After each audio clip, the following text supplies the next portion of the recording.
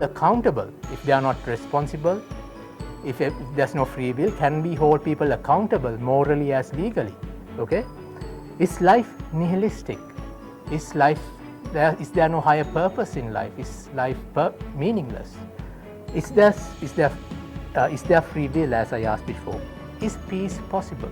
All right. So these questions should not make us fearful. All right.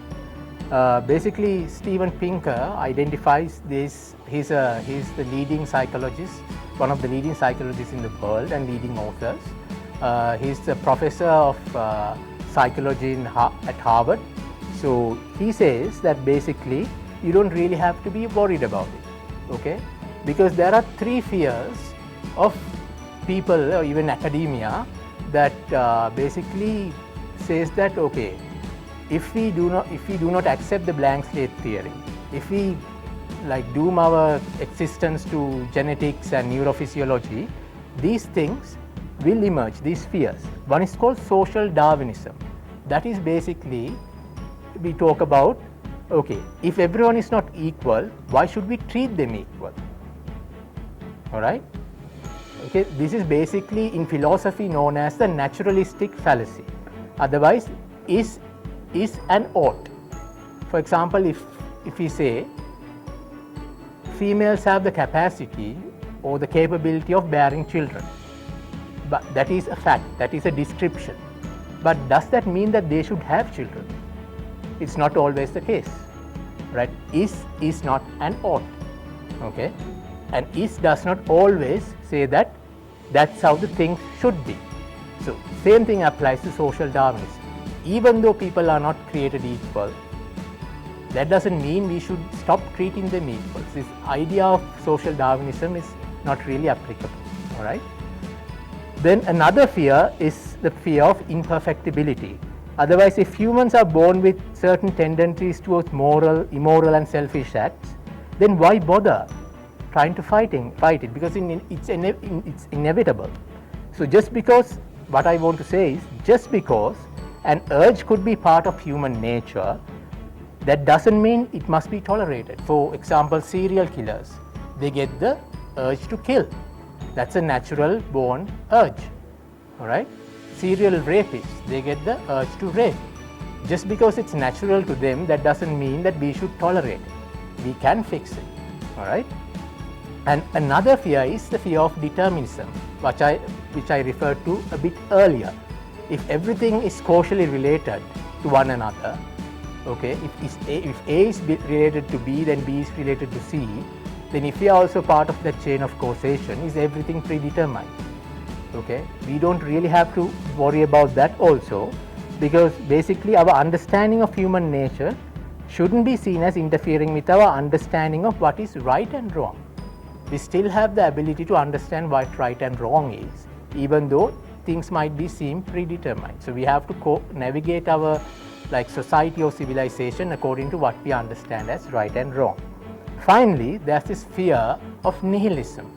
Okay, that is whether society will become nihilistic or otherwise valueless, value-free. All right. For example, if we are the product of our genes, just born to propagate our genes to another population, what's the point in life? So we don't have to reduce our existence to our genetics alone. We can pursue our higher purposes, spirituality. For example, Yuval Noah Harari very bluntly explains this, saying that the difference between spirituality and religion is, spirituality, you attempt to answer deep questions of nature or deep questions about yourself, and you do whatever it's necessary to understand it or to find a solution. But religion is basically, you have the same kind of questions, but you ask the answer from someone else, and that someone else will tell you an answer and say, don't ask any more questions. That's the main difference. So you can still have spirituality and have a quest or a higher purpose for life. All right. So since we have dispelled these 4 common myths found in among common people as well as in academia, we'll move forward. Okay, to the nature of behavior. Any questions up to that point? Not really? Okay, just like in class. All right. So the nature of behavior. We saw how our minds and behavior are inextricably linked to our genes and our brain functions, right? Now let us look at our natural predisposition to be violent, discriminatory, and also selfish. Why are we selfish? Why do we discriminate from us versus them? Why are we violent? What's the basis for this, right? So some negative behaviors, okay? So we'll talk about the nature of selfishness and nepotism. You know what nepotism is, right? How many of you know what the meaning of the word nepotism? Please raise your hand. Okay, others do not know. All right, so I'll describe what it is. Nepotism is the natural favoration you have towards your children and your relatives. All right, is it natural? Let's look at it. All right, nature of discrimination or us versus them tendency.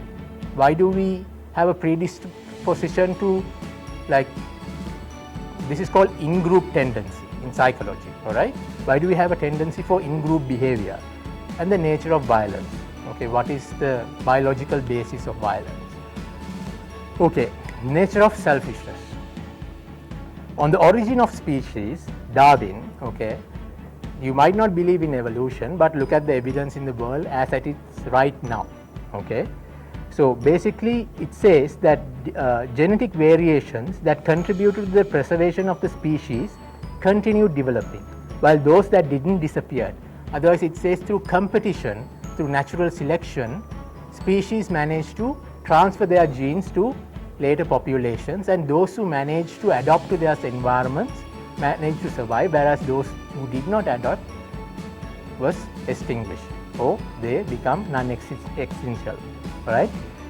This was further propagated, okay, this is the nature of selfishness and why are we selfish, to say that evolution, okay, has created a life form or created life in a manner which is inherently selfish, not with the purpose of propagating the species, okay, but to propagate one's own genes, okay, not the entire survival of. We are only concerned about propagating our genes, not the entire species as a whole. All right.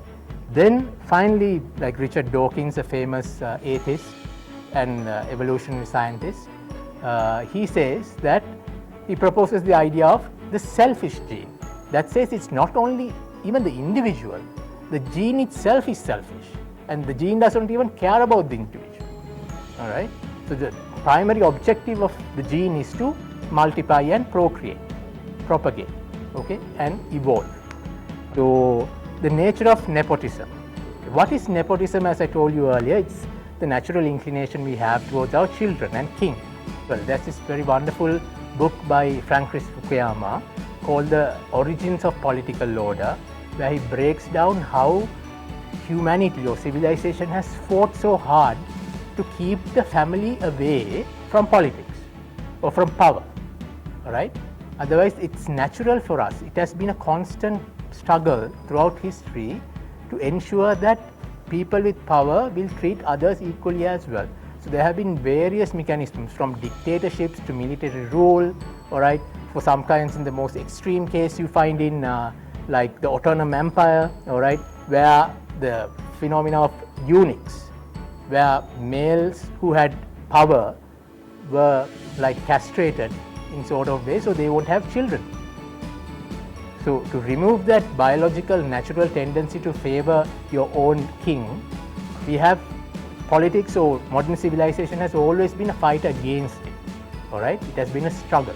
We see this in modern politics as well, not only in Asia but also in the more developed countries around the world.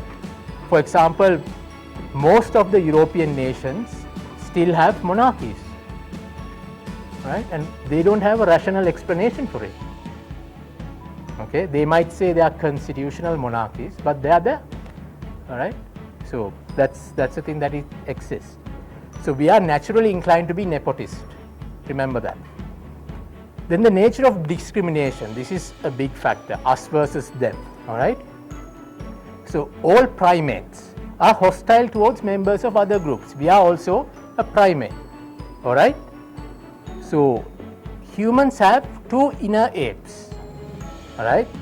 So one is basically the typical competitive ape that always wants to compete, and the other one is called the collaborative ape. I'm going through the slides a bit earlier, I just want to give you the gist of what I want to say. Now humans are hardwired to recognize faces. So what I'm going to say might sound a bit alarming when I say human babies are also racist. Racist not in the most systematic way that we see in society, but there's this something called familiarity bias. Okay, several psychologists have figured out and done several tests which shows that children, when shown of a particular race, for example, let's say white, okay, the white children would like react adversely when they are shown a black face. Okay, this is because of evolution itself. We have been pre-programmed to be afraid of things we don't know because it improved our chance of surviving. For example, if you ask why are people so negative, most of the people are very negative, right? When you talk about something, you can't do this and that. Why is that? That is also natural evolutionary predisposition. Because, for example, think when we were like